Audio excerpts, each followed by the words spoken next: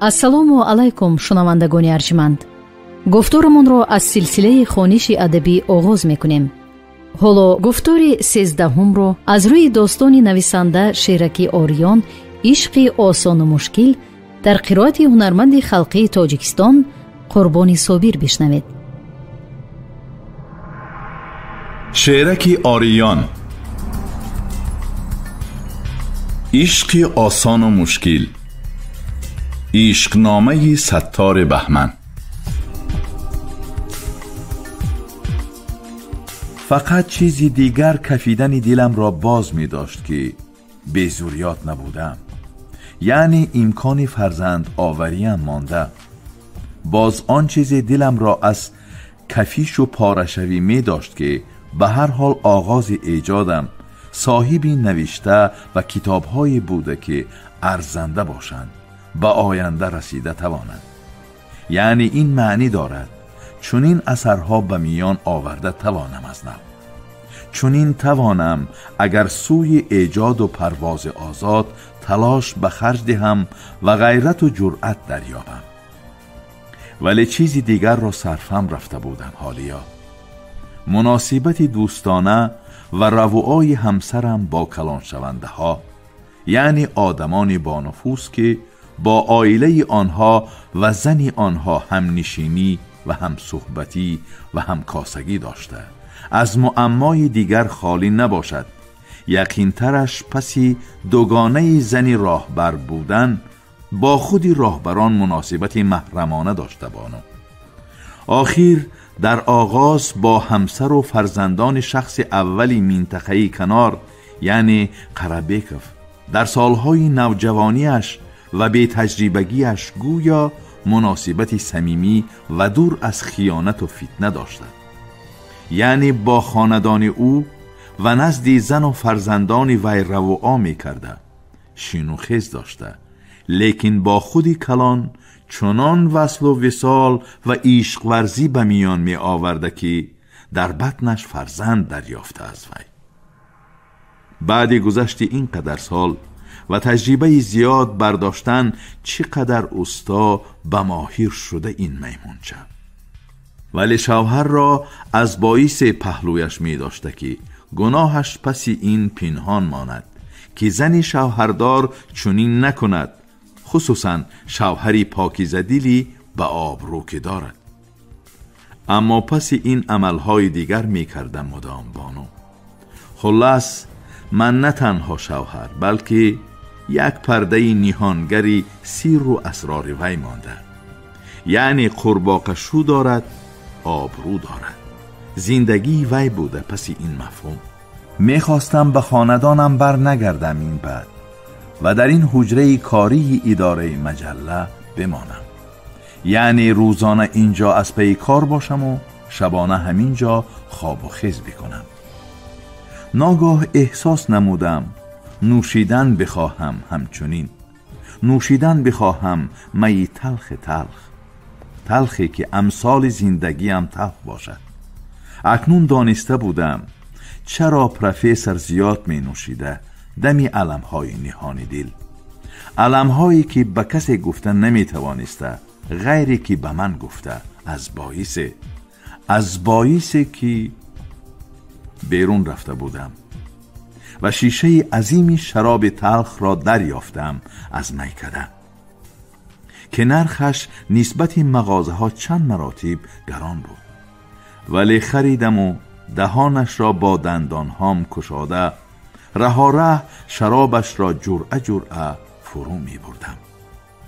در کوچه ها قدم زده می نوشیدم چنین، ولی تلخی آن را احساس نمی کردم چنان که پروفسور احساس نمی کرد تلخی باده را. بعد بیخی دیوار یا شاید بالای خرکی بری کوچه نشسته همه چی را فراموش کرده بودم یا فراموش کردنی می شدم. چشم کشاده خودم را دریافتم در خاندان خودم. تا خیلی باور نمی کردم. بعد همین را عمیق نمودم که با فرموده زنم دریافته آوردن مرا. حدشناس بود زوجه بنده به منفیت خود. یافته آوردنش به مقصدی که همچو پرده حریر ضرور هستم هنوز برای وی، تا پس آن نهان ماند چهره اصلش، زیرا قورباغه رو دارد آبرو دارد. حالا بالای دیونی ارگینالی خانه ارگینالی حوری ارگینالی یازیده، گویا بار اول می دیدم رسمی مردانی با نفوسی شناسهای خاندان خودمان را که جمع آورده زنک، بلکه در جای نمایان مانده و هنگام مهمانی آمدنشان به زوجه اونها می گفته شما در خانه هاتان در جایهای نمایان کتابهای شوهری مرا دارید، همتونه؟ پس چرا در خانه خود نداشته باشم من صورت شناسهای بهترین و اساسی خود را و نآویخته باشم در نمایانجا؟ اما چرا صورت زنی اونها را نآویخته و فقط مردشان را پیشی نظر گذاشته؟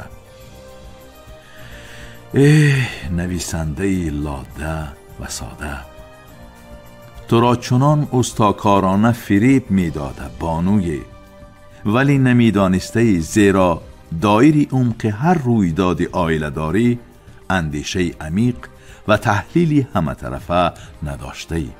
قطار صورتها بلکه اول صورت بود قرهبیکوف، شخص اولی منطقه دور، بلکه افت و اندامش به آن مانند بود که پروفسور گفته، خاصتا خال داشت بالای لبش امثال زنها. اکنون به فهمی رسیده بودم هر خاندانی میکوچیدیم، یعنی از عاریت خانه تا خانه های شخصی و بعد تا حولی دکدنگ، صورت این مرد پیدا میگشت در دیواره ما. در اول فقط همین صورت بوده و بعد صورت مردان دیگر هم پیدا گشته در پهلوش. خلاص جهت دیگری ارگینالی بودن خاندان و خاصه جهت دیگری ارگینالی بودن زوجه خاندان خودم را درک می کردم بیشتر. خداوندا، چرا تا هنوز این را درک نکرده بودم؟ بلکه اینقدر عمیق درک نکردم. اکنون از درک این کرخت شده و پکر مانده. چند روز آخر فقط چنین درکی بیشتر و چنین کرختی و پکری بود با من. این هم مگر خواست قسمت باشد و یا چیزی دیگر؟ طولانی به حرکت نشسته بودم. بعداً یک بار خیز زده پیش رفته تکان داده از تن دیواره های ارگینالی صورت های ارگینالی را می کندم، به دیوار و جیوان می زدم، شیشه هایش را می شکستم. زوجهی پیدا شدم پرشگیفت و حیرت زده مانده. سپس چنان به اضطراب و واهمه افتاده که گویا صورتها را نیو و ذره های جانش را برباد داده باشم. یعنی شگیفت و ترسش از افزای بدی من نبود که به جنون و دیوانگی رسیدم، بلکه از پاره و فناگشتنی صورت بودم. سپس از زمین می برداشت بیبی جمال صورتها را، بلکه صورت قرهبیکوف را، اول شخص مضافات دور که با وقار خاصه نظر روایی می کرد، با خال زنانه بالای لبش توجه را به خود کشیدنی می شد، بلکه این صورت شکسته و دریده در دست زنم بوده و می لرزید، بلکه فغان کشیده و نوحه زده بود زوجه.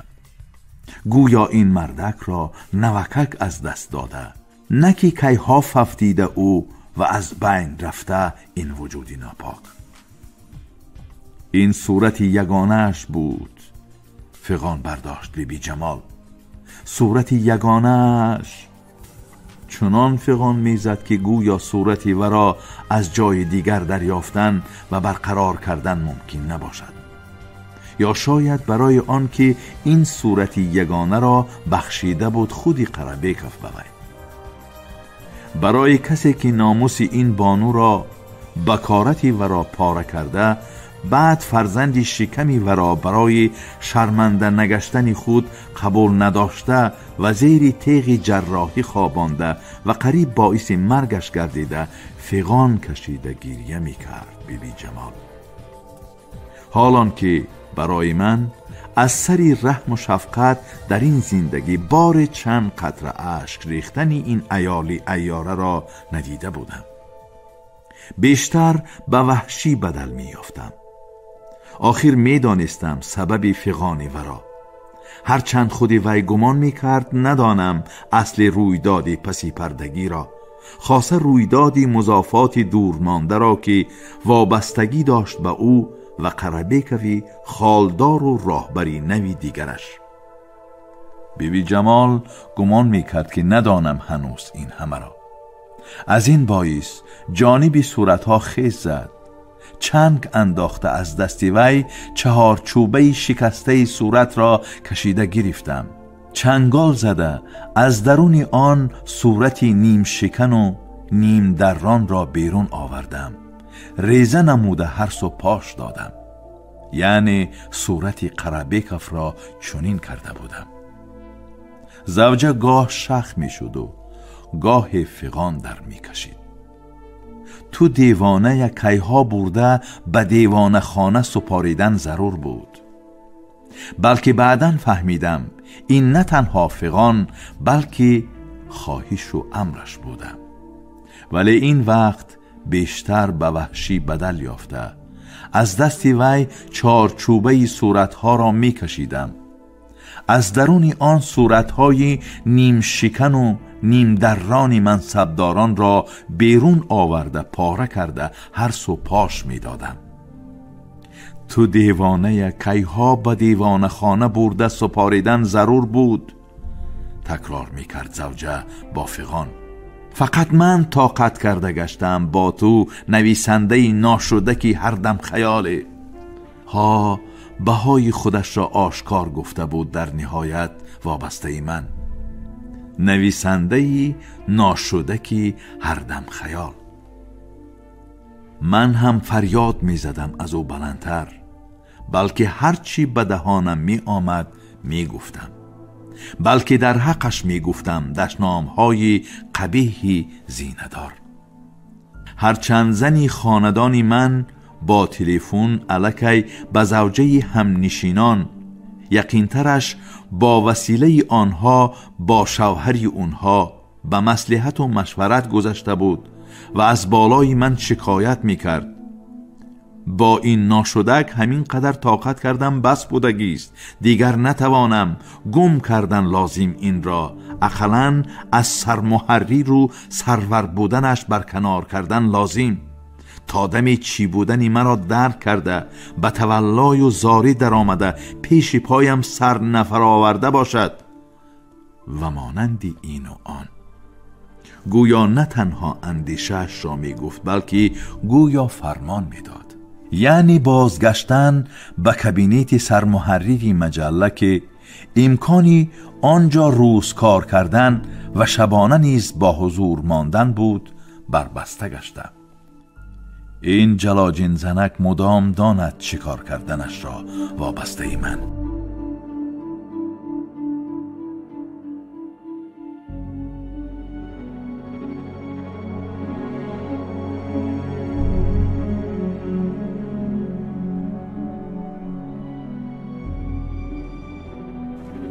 و من که در این خاندان مانده به جستجوی چیزی دیگر فتاده بودم. یعنی درک نمودم میکابم کتی باریکی سفرکی را که باز کجای غیب زده از دست زوجم. کتی باریکی سفرکی که دمی در اجاره خانه راحیل کمپیر آریت شین بودن خریدم. کتی باریکی برای یک کس بوده، ولی می گنجیدیم بالای آن بیملال من و مبارک، و آن بهتر می تافت از همه دیون و آرگینالی و نادری جهان، بلکه از هر ارگینال های خریده زوجه. اون کت را این مراتب دریافته بودم از تکخانه. از آنجا که بسا چیزهای نادرکار شده بلکه فراموش گشته پرتافته شده و بعضیش مغار بسته، ولی من از میان اینها کتی آهندار و متاکش یعنی رسکلدوشکه یعنی کتی شکننده را کشیده برآوردم، شسته و تازه بکردم، تمیز نموده خشک ساختم. بعد یازیده بودم بالای کتی سفرکی و زیر سرم حتی بالیش نگذاشتم، چون که برزنت این کت آهن و پروژینه های آن را احساس کردن میخواستم با تمامی سر و تنم. این همه گذشته های دور شده را به یادم می آورد، احیا می کرد. گذشته هایی که داشت بانوی با نام مبارک که عاشقی نخستینش و مردی نخستش بودم کمینه. مبارک که هر چیز داشت و هر چیزی که می توانست فدا می کرد برایم. به عوضش چیزی طلب نداشت، بلکه می خواست آورد باز 3 پسر، 3 پسری که شبیه باشند در اندام و رفتار و خصلت به من. میخواست برای زندگی آینده جمعیت آدمان من بر این مرد بماند در شکل فرزند و در شکل نوشته های دلنشین. حتی به کجنویس و سیاه نویس های من احترام داشت. از این باعث به پیچیدگی آنها سرفهم می رفت. سفید نویس و پاک نویس و راست نویس کرده می آوردم. خلاص هر چیزی که داشتم و نداشته دوست می داشت مبارک صمیمی. اما از سستی خودم و یا مکر و حیلی بی جمالک غرق خیال تمام روز و شب را گذرانیده بودم بالای کتی سفرکی یعنی در معلق ایوان. بعد روزی دیگر از پی خرید غذا رفتم، زیرا از دست زوجه خود دیگر چیز خوردنی نبودم و خاصه طعام پخته‌اش را. چون برگشتم و از نو بالای کتی سفرکی یازیدنی شدم، یک طرف آن فرو برفت، بلکه پهلو آهنی الومینی آن شکست بناگاه و یک باره. چرا اینقدر سال نشکسته و حالا فرو رفته که الومینی زنگ نزند، نم تأثیر نرساند؟ دریافتم قسمت زیاد آن را بریدند با عرچه باریک آهنبوری که نشستنی من باعث فرو رفتنش گشته. فقط زنی خاندانی من به کله نمی گرفت در شکست کتشه دست وی باشد. کهنه شد شکسته سوس نمی آمد. در این خاندان بسا چیزهای گذشته کیها اهمیت خود را گم کرده، ولی این کچه کهنه کمبها اهمیت نو پیدا کردنش برای چی باشد؟ یا این هم نشان دیوانگی دیگری تو؟ از همه چیز دیگر این کتی کمبهای سفرکی که همراه نوجوانی و آغاز ایجادگری و آغاز عشق پاکیزم بود به نظرم پرسوز میتافت. میسی تیزیدم به سر زوجه، برابر این از دل میگذرانیدم مگر تعمیر کرده میشده باشد کتچه را. شاید استاهای نو برآمد کتهای کهنه ساخت و کهنه اصل را ندیده و تعمیرش را نتوانند، ولی شاید باشد استایی که از پی تعمیرش بشود که آنقدر مشکل هم نبودگیست. وابسته به دریافت علاجی بازسازی کتی کهنه ساخت، به سر من علاج تغییر دادنی بعض کار می آمد. یعنی سرم و مغزم در جستجوی سررشته‌ای بود که میان این روزگاری گره زده علاج دریابم. درباره پروفسور فکر می کردم که غیر چند سمکه کتاب و نوشته های علمیش نبرده چیزی دیگر. من نیز هم قسمت وی شدن نتوانم. آخر به گردش های عمر من شبیه باشد بعضی گردش های عمر وی، بلکه بعضی گردش های عمر وی امثال گردش های عمر من وابسته بوده به زنک، بلکه بانویی که صاحبی تقدیر من، صاحبی خاندان من، صاحبی زنده و مرده من گشته، بلکه زنده به زنده گویا خلاص شدنم امکان ندارد از دست وی. ولی فکر دیگر نیز بود. این زنک با دستان کسان دیگر پروفسور را 2 مراتب ضربه زده باشد هم، ولی پوره شکسته نتوانسته، بلکه باعث تکان خورده پیش رفتن وی گردیده. یعنی پروفسور تکانهای شکست آور را تاب داده توانسته به مقصدهای تکامل خودش، اما چرا من نتوانسته؟ بلکه نتوانسته تا هنوز. پروفسور گفته نوشته های اولت امید بخش بود، گر به همین رویش و این منوال ادامه می یافت تو را به چنان پایه های معنوی می برداشت که برای آینده و آیندگان زنده ماندنت ممکن می گشت. اصلا من تو را نه، بلکه استعدادی تو را که قریب محوش کردند احیا نمودن می خواستم که وظیفه طبیب نجاتگری است، هرچند به نجات خودی طبیب کمتر برسند آدمان، تأکید کرده بود وی. من هم شاید دستنویس و سفید نویس های مبارک انجام داده را، بلکه کتاب های اول نشر خود را بگیرم و بروم، یعنی در محله های کوهدامنی کنار شهرستان اجاره خانه دریابم، اجاره خانه‌ای که امثال اجاره خانه کمپیری راحله باشد، کمپیری که نمیدانستم زنده باشد یا نه، که با زنی به حیاتم وارد شده، یعنی بی جمال بسته و آواره گردیده، از وی دیگر یاد نآورده بودم، به سراغ و عیادتش نرفته، ولی میخواستم امثال حولی کمپیری راحله اجاره خانه دریافته باشم و کتی کهنه ساخت و تعمیر یافته قطع شونده را آنجا کشاده اندرونی کرپه های بالای آن بیازم، کتاب و دفتر بگیرم، مطالعه بکنم، بنویسم، بلکه این نوشته های بعدینه را به آغاز ایجادم بربندم، یعنی پیوست کرده بیتوانم. ولی اندیشه داشتم برای چنین عملم مرا امین میماند آیا بی جمال؟ پس دورتر باید رفت، اینش چاره‌ای کاملتر. فکر میکردم اول نویس های خود را جمع آورده جای میان لاق و پر زیربام پنهان بکنم.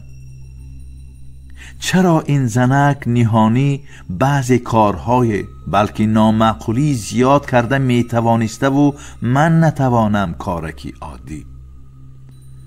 حتی شناسنامه که با آن چند مراتب همچون نماینده ناموری اهل ایجاد کشور به سفرهای خارج رفته بودم، یعنی با مدد زوجه یقینتر از شناسهای وی رفته آمده دریافتم و میانی چیزهای غن کرده بماندم.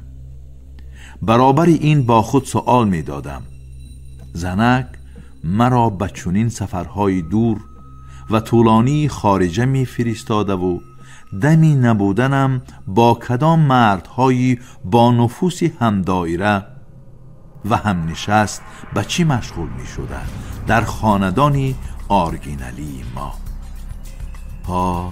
معلوم بود اکنون همش برای من، ولی این مراتب برای رفتن به سفر تیاری می دیدم نهانی، زیرا رفتنی بودم از اینجا و برگشتنی نبودم، فقط فرودگاه رفتنم به طیاره‌ای که به سمت پرواز گرفتنی و جای خالی دارد سوار شدنم مانده بود.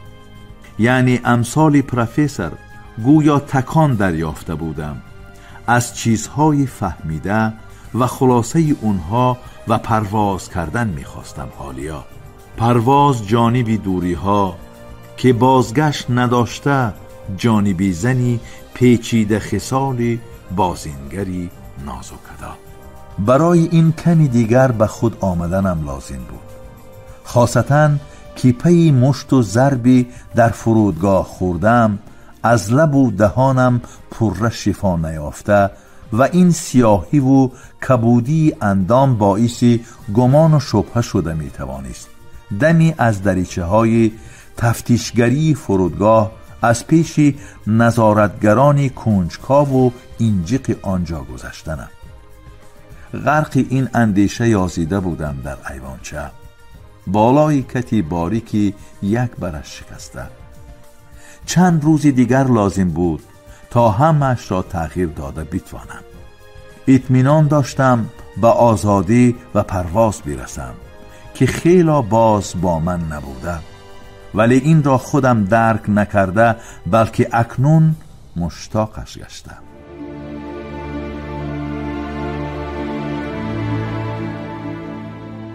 شما گفتار 13 رو از روی داستان نویسنده شیرکی آریان عشق آسان و مشکل در قرائت هنرمند خلقی تاجیکستان قربانی صابر شنیدید. پایان گفتار از سلسله خوانش ادبی.